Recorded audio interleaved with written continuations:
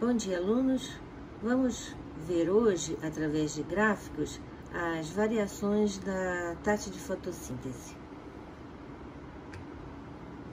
O processo de fotossíntese acontece principalmente nas folhas, mais especificamente no interior dos cloroplastos. Ele é dividido em duas etapas, em que são conhecidos como fase clara e fase escura. Vamos ver primeiro a fase clara. A fase clara da fotossíntese é também conhecida como fotoquímica e acontece na membrana dos telacoides através das reações luminosas que promovem no estoma dos cloroplastos a fixação do carbono. Para que ela ocorra, é imprescindível a presença de luz, seja natural ou mecânica. Ao final dessa fase são produzidos oxigênio, ATP e uma substância NADPH2. O ATP e a NADPH2 serão utilizados na fase escura. Nesta fase temos dois acontecimentos: fotofosforilação cíclica e acíclica. Na fotofosforilação cíclica, a molécula de clorofila libera elétrons ao ser atingida pela luz. As moléculas orgânicas, chamadas de aceptores de elétrons, os recolhem para enviar a uma cadeia de citocromos. Daí os elétrons retornam à clorofila e é a partir dessa etapa que liberam a energia para ser aproveitada na síntese de moléculas de ATP utilizadas na fase escura. Percebam que os elétrons retornam para a clorofila. É por conta disso que esse processo é chamado cíclico. A fotofosforilação acíclica abrange dois processos, fotossistema 1 e fotossistema 2. Faz parte do primeiro processo a clorofila A, que perde um par de elétrons ativados quando entra em contato com a luz e é recolhido pela ferridoxina. O fotossistema 2 envolve a clorofila B, que ao entrar em contato com a luz perde um par de elétrons. Esse par atravessa a cadeia de citocromos e ocupa o lugar deixado na molécula de clorofila A. O processo de travessia dos elétrons pela cadeia de citocromos promove a liberação de energia e a produção de ATP. Esse segundo processo é conhecido como acíclico, já que o espaço da clorofila A é preenchido pela clorofila B. A fase escura, também conhecida como química, e depende da primeira fase para acontecer. Ela pode ocorrer a qualquer momento do dia, independente da presença de luz. Nessa fase acontece a síntese das moléculas de glicose através do ATP e dos hidrogênios do NADPH2. Esse processo é chamado de ciclo das pentoses ou ciclo de Calvin-Benson. Durante esse ciclo são formadas duas cadeias carbônicas a partir das moléculas de gás carbônico para que ocorra a produção de glicose. A ATP entra nesse processo como fonte de energia e os hidrogênios servem para reduzir o gás carbônico. Muitas pessoas entendem que a fase clara só acontece durante o dia, mas vale ressaltar que essa informação não procede, visto que esta luz não precisa necessariamente ser solar. Pode ser uma luz branca, por exemplo, mesmo que seja à noite. O mesmo acontece com a fase escura, porque muitos acreditam que ela só aconteça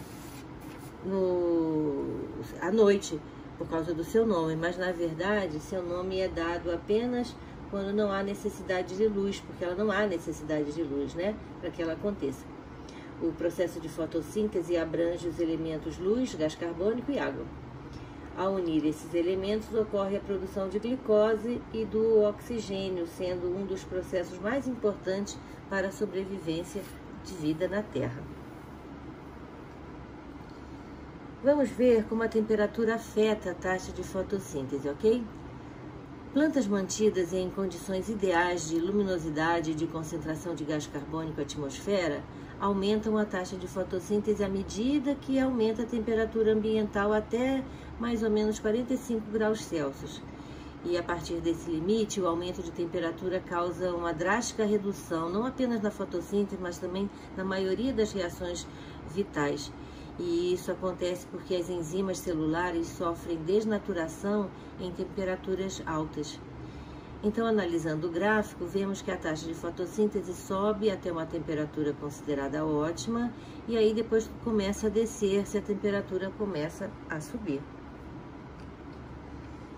E agora vamos ver a ação da quantidade de luz. Bem, em condições ideais de temperatura e concentração de gás carbônico atmosférico, a taxa de fotossíntese aumenta com o aumento da luminosidade até atingir um certo valor limite. Esse valor corresponde a uma intensidade luminosa a partir da qual a taxa de fotossíntese deixa de aumentar e ele é chamado de ponto de saturação luminosa.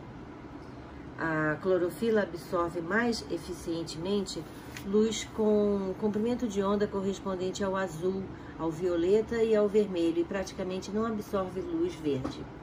Analisando o gráfico, concluímos então que a taxa de fotossíntese aumenta até um certo ponto, que é chamado de ponto de saturação luminosa, a partir do qual a taxa de fotossíntese se mantém constante. Agora vamos ver a taxa de gás carbônico. O gás carbônico também interfere na taxa de fotossíntese. A concentração desse gás no ar atmosférico, cujo volume atualmente oscila entre cerca de 0,03% e 0,04%, é bem inferior à quantidade que a planta seria capaz de utilizar na fotossíntese. E isso pode ser demonstrado submetendo-se uma planta a concentrações crescentes de gás carbônico no ar ao seu redor, mantidas em as condições ideais de luminosidade e de temperatura. Nesse caso, verifica-se que a taxa de fotossíntese aumenta à medida que aumenta a concentração de gás carbônico, até essa concentração de gás carbônico atingir cerca de 0,3%, cerca de 10 vezes maior do que a concentração atmosférica normal. E a partir daí, o aumento na concentração de gás carbônico não causa aumento na taxa de fotossíntese. Portanto, no ambiente natural, em condições ideais de luminosidade e de temperatura, a planta só não realiza fotossíntese, uma taxa máxima de fotossíntese, porque não há gás carbônico suficiente na atmosfera. Diz-se, então, que o gás carbônico está atuando como fator limitante do processo de fotossíntese. No gráfico, então, verificamos que a taxa de fotossíntese também vai aumentando enquanto a concentração de gás carbônico também aumenta. Porém, quando chega a um determinado valor, a taxa de fotossíntese se torna constante, mesmo que a concentração de gás carbônico aumente.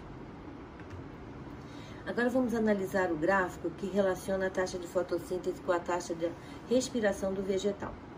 Em vermelho está a linha da taxa de fotossíntese e em verde a taxa de respiração.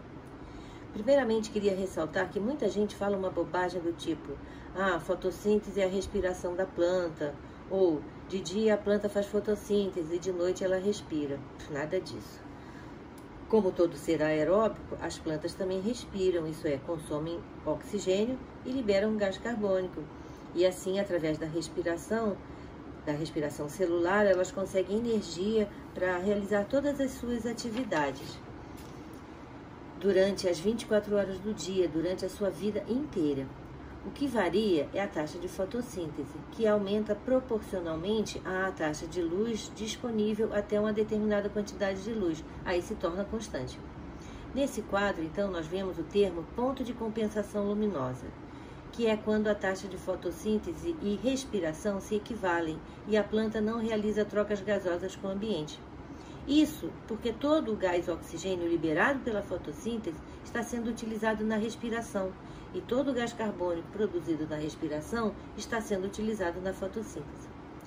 Para crescer, as plantas devem receber, pelo menos por algumas horas por dia, uma intensidade de luz superior ao ponto de compensação.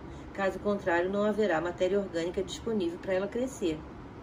Então, poderíamos marcar aqui este gráfico um outro ponto, o ponto de saturação luminosa, que fica bem aqui, bem aqui, mais ou menos, bem aqui, que é quando a velocidade da fotossíntese é máxima e a partir daí se torna constante. Esse ponto ocorre entre as 11 e as 14 horas de um dia. Então, chegamos a este gráfico que relaciona a taxa de fotossíntese e respiração levando em conta a luminosidade. Veja que temos dois tipos de plantas. Espécies com ponto de compensação elevados só conseguem viver em locais de alta luminosidade, sendo por isso chamadas de plantas heliófilas, ou plantas de sol.